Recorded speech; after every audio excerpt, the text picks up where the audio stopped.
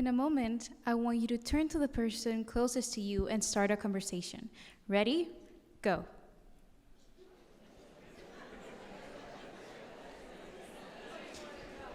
And stop.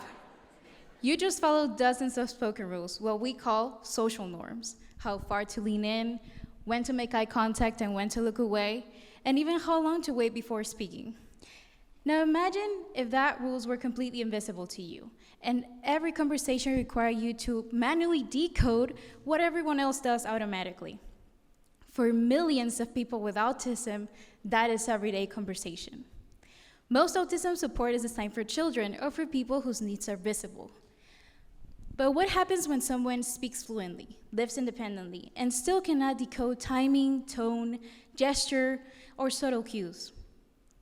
These autistic people are often labeled high functioning, and because they appear capable, few resources are built for them.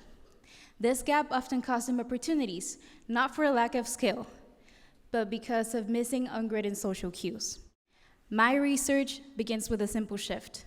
The problem isn't social ability, it's access to information. When someone can hear dialogue clearly, we don't tell them to try harder. We add captions. We don't call that a disability, we call it access. For social interaction, we've never built captions, and we've expected autistic people to guess. To understand this structurally, I first analyzed social interaction between two perspectives, an autistic person and a neurotypical one. I examined how each one of them interpreted tone, timing, context, and facial expression. And I found that what appeared natural to one often required deliberate calculation from the other. I am addressing this gap by building an AI system that treats social interaction as something that can be translated, rehearsed, and understood. I train AI to mirror common conversational patterns and make implicit cues explicit.